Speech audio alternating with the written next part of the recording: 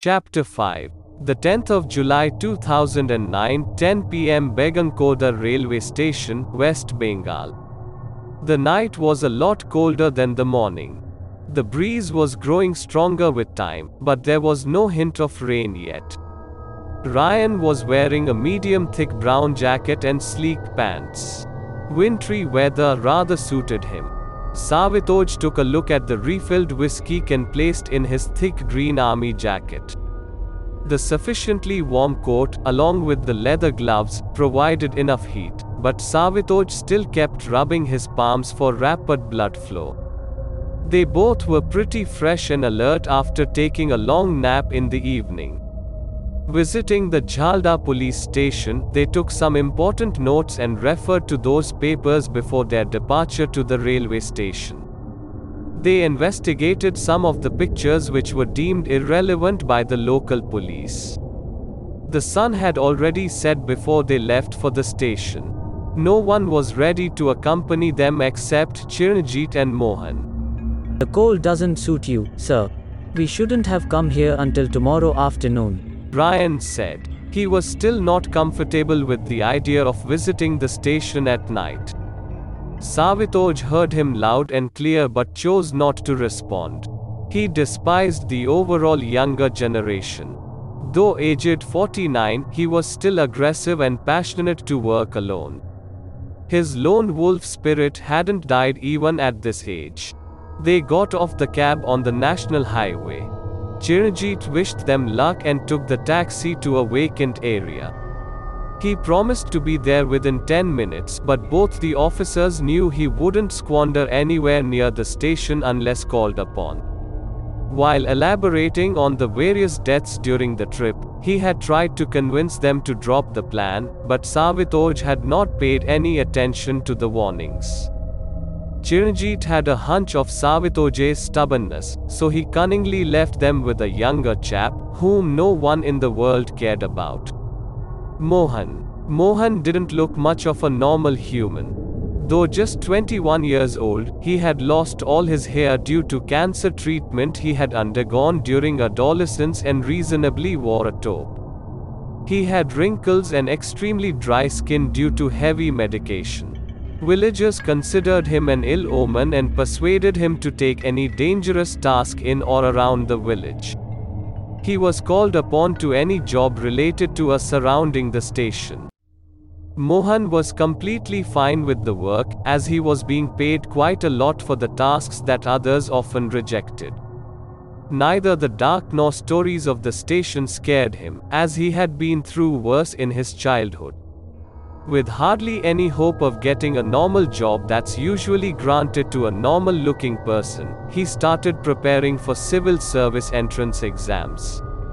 He was a genuine guy and spoke broken Hindi and English, which was enough to be understood by Ryan and Savitoj.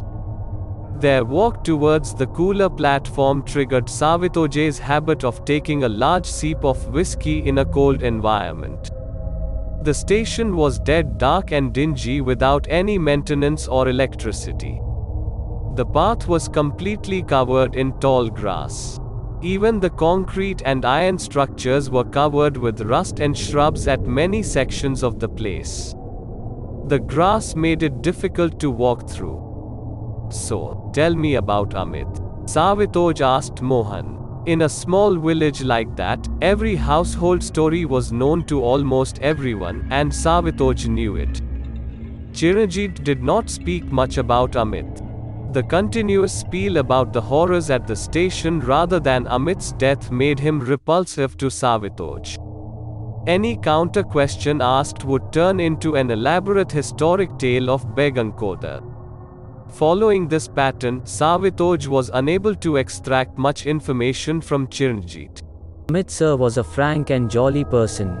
We had a strong brotherhood from a young age. He was among the very few people in the village who treated me as a human.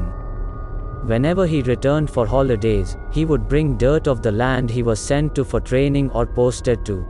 Why did he come to the village? His wife doesn't live here. Latika, Amit's wife, had moved to her parents' house when he was sent on military operations in rural Bengal. We have not heard from her since. It is doubtful she'd even attend Sir's funeral. Amit generally came to see his ma, some friends, and relatives. I used to drive Sir to all the places. He came with a certain friend a couple of times. An outsider. They usually stayed in a hotel near the station. His friend was not seen in the village during the last few visits. Amit Sir never talked about him. What else? Any threats? Family issues? Fights? Affairs? Job issues? Any troubles he talked about? Mohan was clearly hesitant to speak the truth and therefore chose to stay silent. Savitoj did not question him immediately. Mohan was dead calm. Even in the dark, Savitoj's trust grew in him. Savitoj did not pay attention to the probable threats around them. The winds blew a whistle every now and then. Adrenaline skyrocketed in Ryan's body when the whistling intensified. His eyes and ears were focused only in the very direction they were heading. The ignorance of not knowing the cause of the sound around him was in the best of his interest.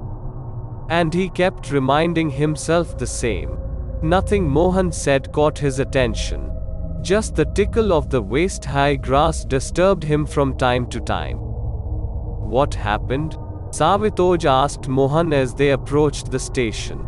Actually, Yatika mom had a baby girl from another man, who was a total jerk. A couple of years prior to the marriage, Mohan responded nervously. The young innocence was accepted by Amit Sir in the beginning. As time went by, Amit Sir came to know that mom could not conceive another child. They had quite a few rough fights since. Then, one day, Amit Sir, quite drunk, showed up at my house and claimed to have slapped and kicked Yatika. A few days after the incident, mom left the village and returned to her hometown. Her family was an old one in her native city. The native place happened to be in India before independence, but now it's in an adjacent country. After that day, we never saw mom again. Anything about Amit's friend? No, as I said, I did not interact with him much.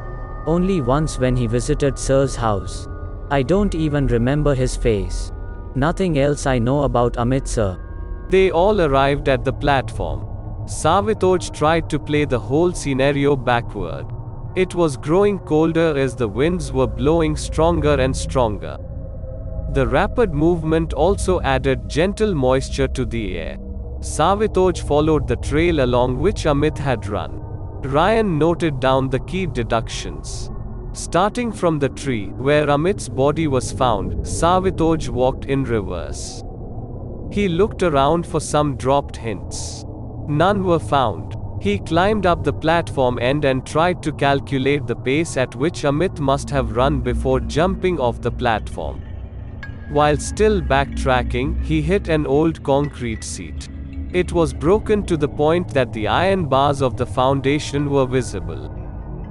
Sir, the local officers who scanned the area neither found any evidence nor any remote possibility of someone's presence. Ryan spoke as he tried to make a point. Come here. Then what do you think these are? Asked Savitoj, pointing towards the small red dots near an iron rod poking out of the concrete seat. Those look like blood stains. Ryan replied. Certainly not of Amit's. The previous trail clearly shows Amit got injured after he got off the platform, said Savitoj as he focused his torch on the stain. Besides, these drops are fresh. Ryan concluded. He now became more aware and simultaneously afraid. The current trail clearly indicated a fresh hunt. Savitoj lifted his coat and touched the back of his pants to get his gun, but it wasn't there. He slowly closed his eyes in regret. Why didn't I put it back after wearing the coat? No more whiskey. Stupid. Stupid. He murmured to himself. Although the gun was missing, Savitoj didn't fumble much. Ryan cocked his pistol and held it in front, aligning it with his torch. They started tracing the bloodstains. Mohan drew out a pocket dagger. He always kept it close since he was usually left alone to attend to all the dangerous tasks. There were many minute bloodstains at distances far apart. They followed the blood trace. The trail took them down the platform and into the bushes. Following the grassy path, they were ultimately led to an empty truck carriage, rotting just outside the station. It seemed to have been abandoned for years now. The stains vanished at the back door of the carriage, whose latch was broken, but the door was still closed. Savitoj opened the carriage door cautiously and peeked inside. Suddenly, the wind blew stronger and carried away Mohan's wig. No, it's my third one this year. No, no, Screamed Mohan as he ran behind the flying wig. Ryan giggled while Savitoj looked inside the carriage. There were empty barrels all around. Some were erect and others dropped sideways on the carriage floor. Savitoj climbed the trailer and searched each barrel, an effort which proved futile. The yellow, red, and black paint had almost eroded from the barrels, and the rusted curved surface was clearly visible. The cap was narrow and eccentric to the top. Savitoj opened a barrel and inhaled a mild scent of grease. Ryan entered the carriage from the driver's cabin, as the partition between the cabin and the trailer was completely broken. He put on another torch for a clearer, brighter view. Ryan stopped by the middle of the carriage when he heard some disturbances beneath him. Savitoj took charge and moved to the end of the trailer. Sir, be careful. There is someone under the carriage, Ryan said as he followed Savitoj. Savitoj held the torch in his mouth and lay down at the end for a view beneath the truck. He saw Ryan. Sir, be careful. There is someone on the carriage, Ryan said from beneath the carriage. Savitoj's eyes grew wide open in shock. His body was filled with chills. There was not a movement he could anticipate. The time seemed to have frozen, and so did his limbs. As he was about to scream out in fright, something hit his head. He lost balance and fell out of the carriage. Sahaya. He heard as his eyes closed, and he drifted into a deep sleep.